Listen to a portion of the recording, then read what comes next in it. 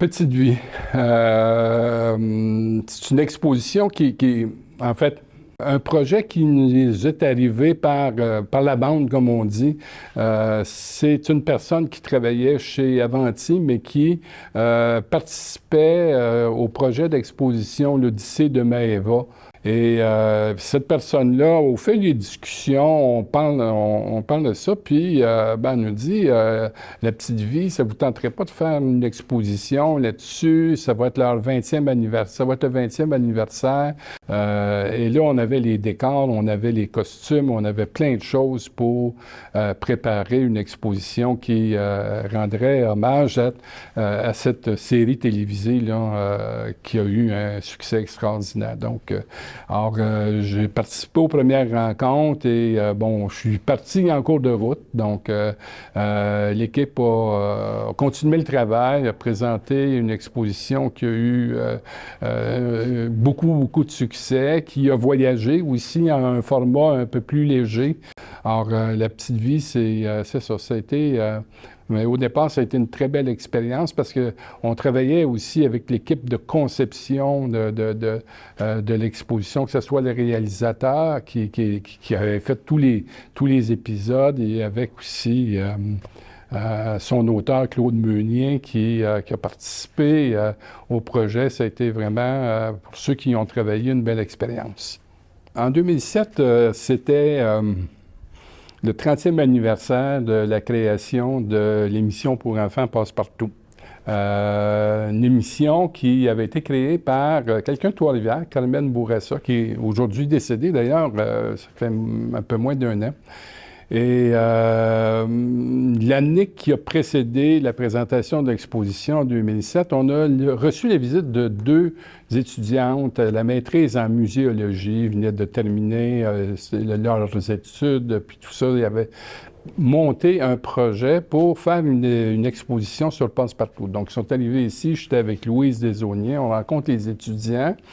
On a écouté le projet. Sur le coup, on se posait des questions parce que, dans le fond, Elisabeth Côté détenait à peu près le seul objet représentatif de l'émission. C'était Biscuit, une petite peluche de 8 cm de long. Donc, c'était notre seul objet qu'on avait pour démarrer le projet d'exposition. Disons que c'était un peu mince.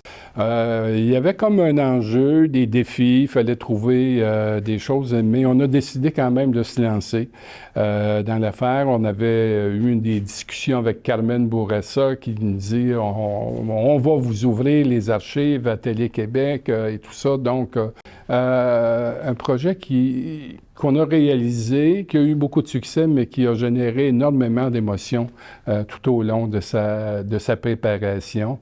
Et comme la chose est, je vous dirais, à quelques semaines avant la fin de montage de l'exposition, avant l'ouverture de l'exposition, Louise est malade. On découvre qu'elle a un cancer qui a été fulgurant, qui l'a emporté. Louise, en fait, je pense, a été un peu une bougie d'allumage pour l'équipe. Elle amenait sa folie et d'ailleurs, ça avait inspiré une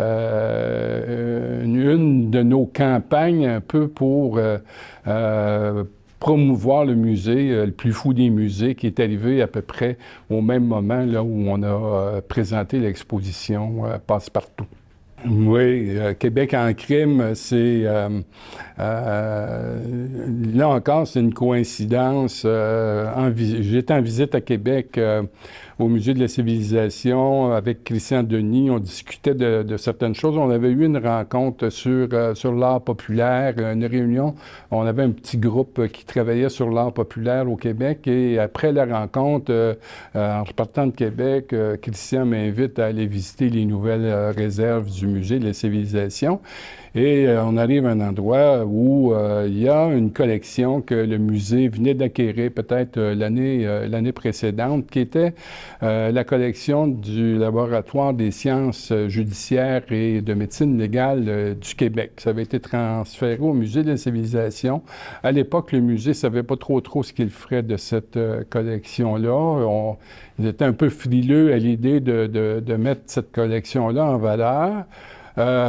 Mais compte tenu, nous, de notre contexte, avec la vieille prison, là, on trouvait qu'il y avait un lien extrêmement intéressant. Donc, on est revenu avec ça, on a discuté au sein de l'équipe et puis au conseil d'administration, puis on a décidé d'aller de l'avant. Il y avait des pièces là-dedans très intéressantes qui nous permettaient de nous arrêter sur des crimes qui ont été marquants au cours du 20e siècle. Donc, on avait une matière, je pense, très intéressante avec ça et ça a eu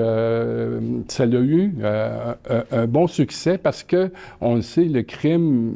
Bon, les gens ne sont pas tous des criminels, mais ça fascine le public. Ça fait partie, ça aussi, de la culture populaire, de notre façon de voir l'actualité. Or, l'activité criminelle exerce de l'intérêt auprès des gens. Donc, l'exposition aussi a suscité passablement d'intérêt auprès du public.